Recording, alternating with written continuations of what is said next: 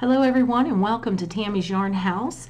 This is a tutorial for beginner crocheters, right? Or makers, however you want to label yourself. If you want to learn how to crochet and you're just not quite sure how to do it, these short videos is going to help you. And we're going to do the very beginning, like we're going to do a slip knot and we're going to learn how to chain. All right, so the first things first is this is what we are using. I am using a Lion Brand Pound of Love.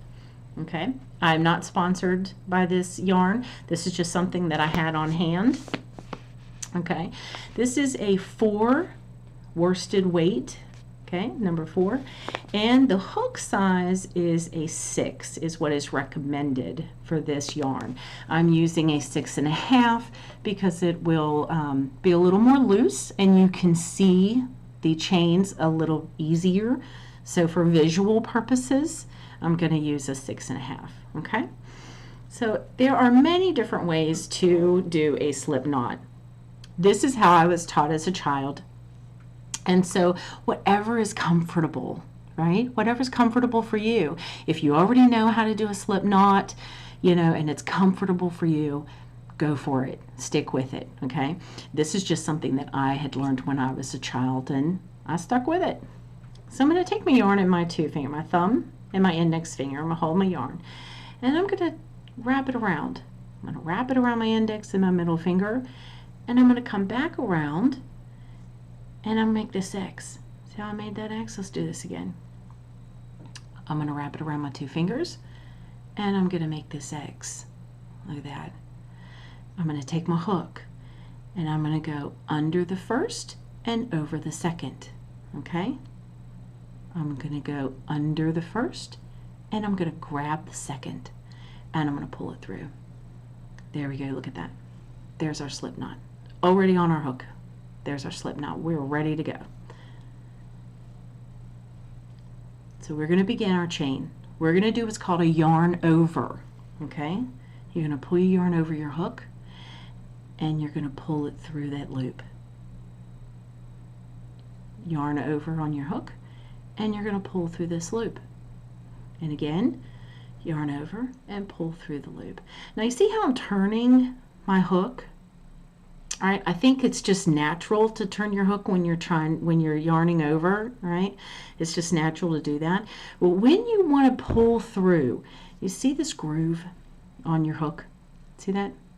You want that facing the bottom of your loop, okay? Facing the bottom of your loop. And that way it goes through nice and smooth, okay? So you can't do this, right? That's not working. Even if you did it on the side. Well, that didn't work. If you did it on the side, right, you get caught. You can't do it. Make sure it's facing down and pull through. Okay, yarn over and pull through. You have a lot of control right here with your beginning chain.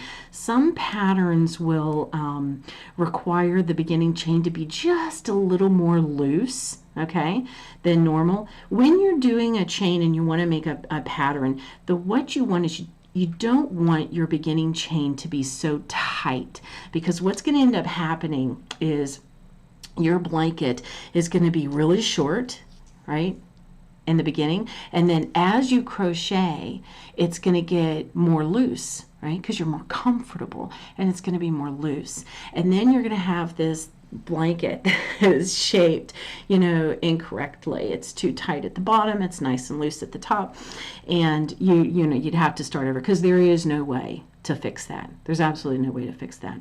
So sometimes what I did when I was beginning, I would use a larger hook for your beginning chain and then go to the recommended hook for the pattern, and that way you did not run the risk of having that beginning of your project shorter, you know, so you didn't end up with something that you know was misshapen.